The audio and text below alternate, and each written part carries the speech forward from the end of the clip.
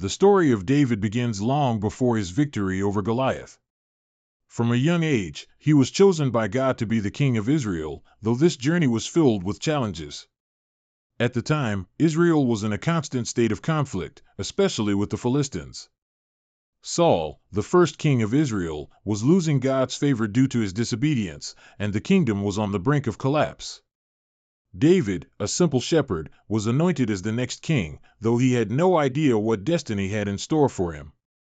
The young David grew up in a small village called Bethlehem, where he tended his father's sheep. Though he was the smallest and youngest of his brothers, he always displayed courage and unwavering faith. David first stood out when, still very young, he faced the giant Goliath.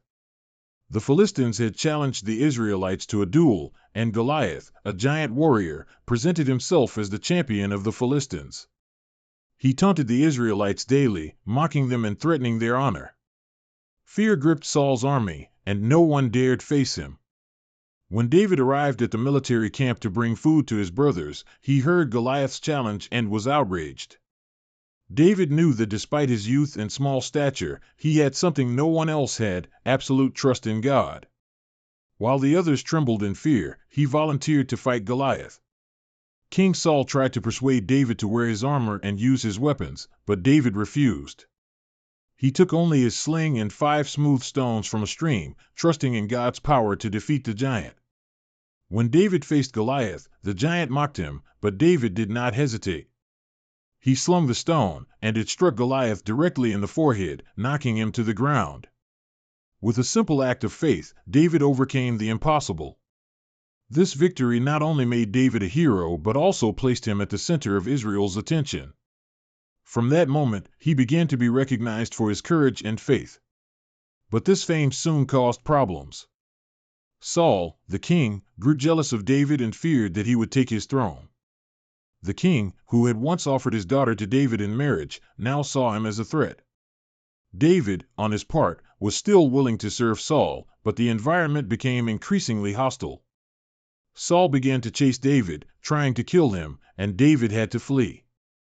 Even in the midst of the pursuit, David never attacked Saul. He respected that Saul was the king, anointed by God, and knew that his time to rule would come in God's perfect timing. David's flight lasted for years, and he lived in constant danger, always evading Saul's traps, yet never losing his trust in God. During this time, David sought refuge in various places, such as caves and remote cities, gathering a loyal group of followers.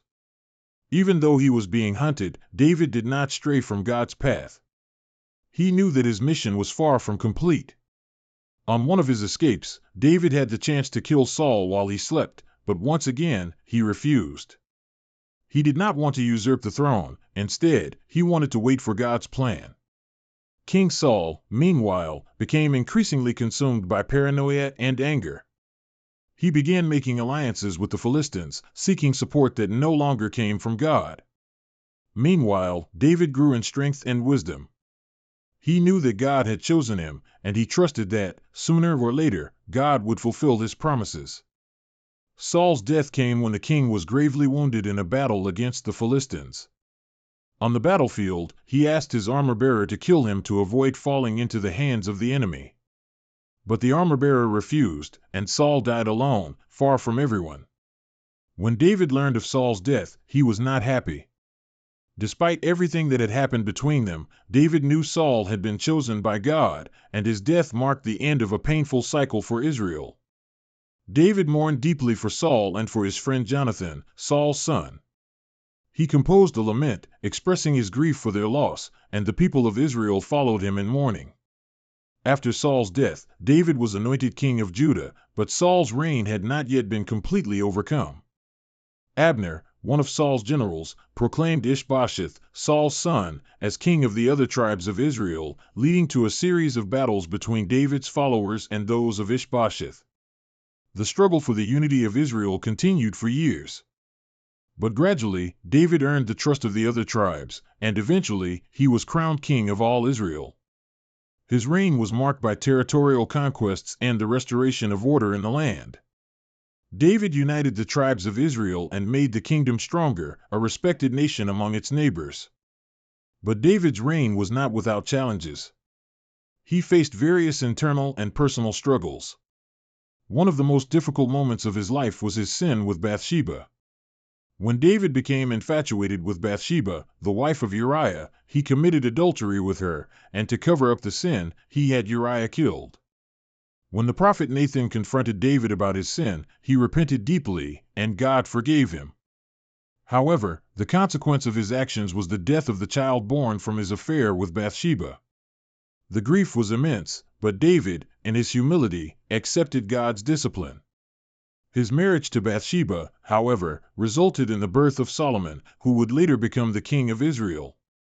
In the later years of his reign, David faced the revolt of his own son, Absalom, who tried to take the throne. Absalom's rebellion divided Israel and brought suffering to David. But even in the midst of this pain, David remained faithful to God.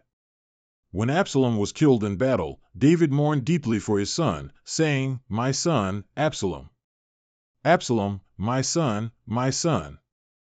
David's sorrow for the loss of Absalom was profound, and he grieved as any father would for the death of a son. Before his death, David made great preparations for the construction of the temple of God, although it would not be he who would build it, but his son Solomon. David died in peace, knowing he had fulfilled the mission God had entrusted to him. He left behind a lasting legacy, remembered as the king after God's own heart, a man who, despite his mistakes, always sought to fulfill God's will. His reign laid the foundations for Israel's future greatness, and his lineage would give rise to the Messiah.